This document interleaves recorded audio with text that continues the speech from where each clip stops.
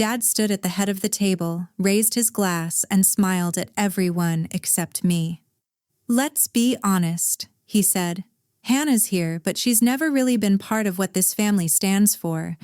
She's, well, a nobody compared to the rest of you." Everyone laughed. A few cousins clinked their glasses. Aunt Linda leaned over and whispered, loud enough for me to hear.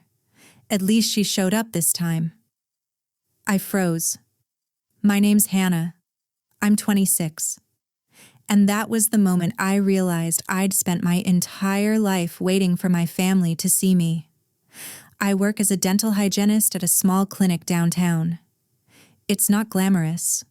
I don't have a corner office or a country club membership, but I'm proud of my life. I pay my own bills. I'm independent. I'm kind. At least that's what my grandma always told me. Grandma Patricia passed away 6 months ago, and honestly, she was the only person in my family who ever made me feel like I mattered. She called me every Sunday. She remembered my birthday. She asked about my dreams. My dad? He always favored my older brother Kyle. Kyle's a real estate agent with a new Tesla and an ego the size of Texas.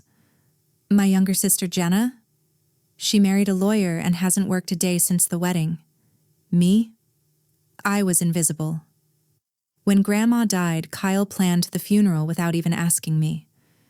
Jenna took Grandma's jewelry box for safekeeping. I didn't fight it. I just kept quiet, like I always did. I wasn't the star of the family, but Grandma always said I had something they didn't, a good heart. Has your family ever treated you like this? Share your story below.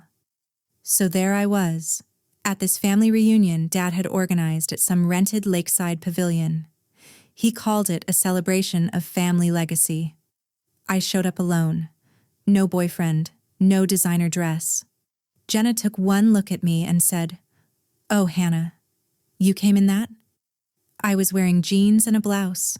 Clean. Comfortable. Apparently not good enough.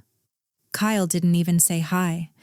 He was too busy showing cousins photos of his Tesla and talking about his latest commission. Dinner started. Dad stood up and gave this long, rambling speech about family excellence. He name-dropped Kyle's business deals. He praised Jenna's husband's law firm. He didn't mention me once. Then came the toast, the one I already told you about. Uncle Rob shifted uncomfortably. "Come on, Steve, that's harsh." Dad shrugged.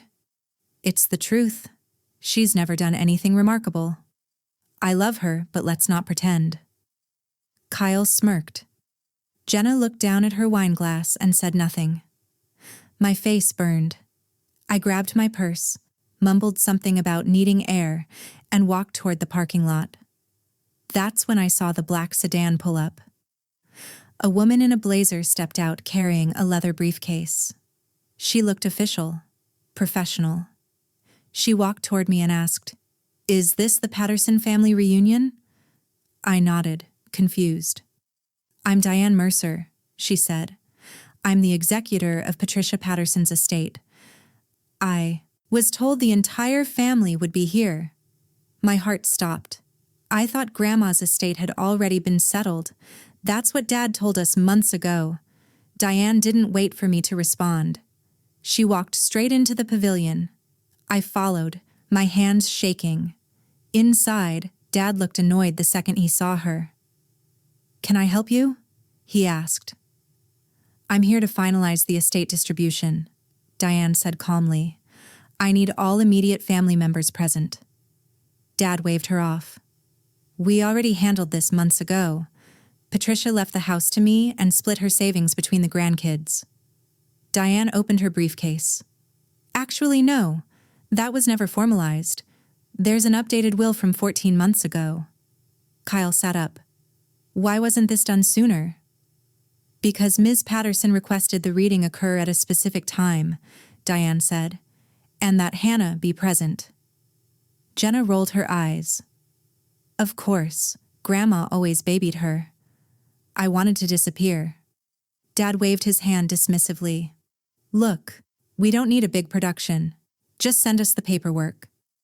I'm required by law, Diane said, to read the will in the presence of all named beneficiaries. Kyle sighed. Fine, let's get this over with. Diane began unpacking documents on the table. Jenna leaned over to Kyle and whispered, loud enough for me to hear. Bet she left Hannah some old photo albums or whatever. The sentimental garbage. Kyle laughed under his breath. Yeah, the nothing inheritance for the nothing daughter. My hands shook so badly I had to sit on them. I was about to stand up and leave when Diane looked right at me. Ms. Patterson, she said calmly, please stay. This concerns you directly. Before Diane could start reading, Dad pulled me aside. Listen, he said quietly. Whatever Grandma left you, we should keep it in the family. Kyle's expanding his business. He could use any cash. And Jenna's got medical bills from the IVF. You understand, right? I stared at him.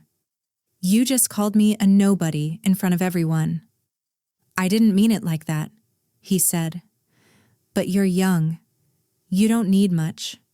Be smart about this. Kyle stepped over. We're not asking you to give up everything. Just don't be selfish. Something inside me snapped. I straightened my shoulders.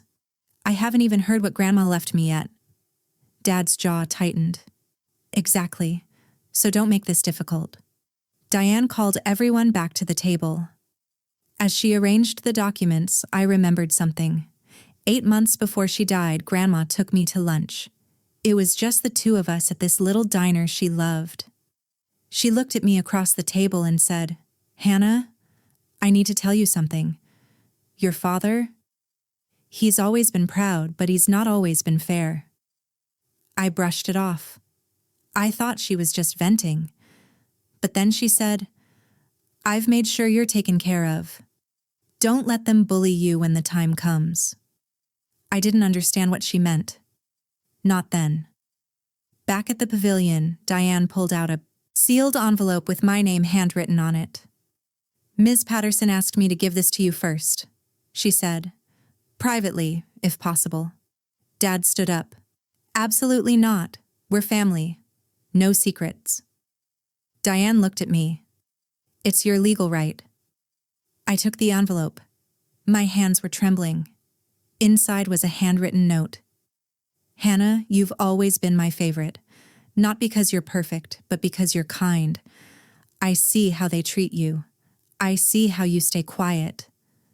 But I also see your strength. Trust Diane. Trust yourself. You deserve everything I'm giving you. Grandma tears blurred my vision. What they didn't know was that Grandma had been planning this for over a year. Diane began reading the will aloud. To Kyle Patterson, she said, I leave my vintage book collection, appraised at around $200. Kyle frowned. To Jenna Patterson, Diane continued, I leave my jewelry collection, appraised at $500. Jenna's eyebrows shot up. To Stephen Patterson, I leave my 2008 Honda Accord. Dad's face went pale. That's it? There's more, Diane said. She adjusted her glasses and continued. The house at 428 Maple Street, appraised at $420,000, is left to Hannah Patterson, along with all contents and possessions therein. The room went silent. Then Jenna exploded. What? Dad stood up. That's a mistake. Mom promised me that house. Kyle's voice rose. This is insane. Hannah doesn't even have kids. What's she going to do with a 4-bedroom house? Diane didn't flinch. There's also a trust fund established in 2022 in the amount of $187,000 designated for Hannah Patterson's use, education, housing, or personal investment. I couldn't breathe. Ms. Patterson included a legal clause, Diane added. Any family member who contests this will forfeit their bequest entirely. Dad turned on me, his face red. Hannah, you manipulated her. You got in her head when she was sick. My voice shook, but I stood my ground. I visited her every Sunday. I didn't ask for anything. Jenna's voice was sharp. You're really going to take all of this and leave us with scraps? Uncle Rob muttered to Dad. Maybe you should have been nicer to her at dinner. Dad snapped. Shut up, Rob. Diane handed me a set of house keys. These are yours now, she said. Congratulations. I clutched them. The metal was cold in my palm. The whole family stared at me like I was a stranger. Dad tried one last move. Hannah, he said, his tone softer now. Let's talk about this like adults. We can work something out. I looked him in the eye. You called me a nobody 2 hours ago. I was joking, he said. You know how I am. Kyle stepped in. Look, we're not saying you don't deserve something, but $600,000 in assets? That's a family decision. Jenna's voice dripped with fake concern. Grandma wasn't thinking clearly at the end. You know that. I felt something shift inside me. She was sharper than all of you combined, I said. Dad's face hardened. Don't talk to me like that. Why not? I shot back. You've talked to me like I'm invisible my whole life. You're being dramatic, Kyle muttered. You told me 10 minutes ago not to be selfish, I said. But when have any of you ever asked what I needed? When have you celebrated anything I've done? Jenna stood up. We're your family. No, I said quietly. You're people I'm related to. Family doesn't humiliate you at a reunion dinner. Diane spoke up. For the record, Patricia Patterson was of sound mind when she updated this will. I have signed documentation from 2 physicians and a third-party witness. Any legal challenge will fail. Dad looked desperate. Hannah, please, don't do this. I'm not doing anything, I said. Grandma did this. And honestly, she was right. Diane pulled out a second letter, this one notarized. She read it aloud. I leave my estate to Hannah because she is the only one who loved me without expecting anything in return. She listened. She cared. She showed up. I hope this gives her the freedom to finally live her life on her own terms. The pavilion was completely silent. Uncle Rob looked down at his plate. A cousin stared at her hands. Dad's face was red, but he said nothing. Kyle muttered, "This is bullshit," and walked outside. Jenna grabbed her purse and stormed toward the parking lot. Dad stood there staring at me. "You're really going to keep it all?" he asked quietly. "Yes," I said, "because Grandma wanted me to." He nodded slowly. "Then I guess we know where we stand." "We always did," I said. "You just didn't care until now." I left the reunion with Diane. She turned to me in the parking lot. "You handled that well." "I don't feel like I did," I admitted. "Grief and money bring out the truth in people," she said. "Your grandmother knew that." I drove to Grandma's house, my house now. I walked through the rooms slowly, touching the furniture, the books, the picture frames on the mantel. There was one photo that stopped me. Grandma and me at the park, both of us laughing. I sat down on the couch and cried. Not from sadness, from release. Dad sent me a text later that night. "Let me know when you're ready to talk like an adult." I deleted it. Jenna called 3 times. I didn't pick up. Kyle sent an email threatening legal action.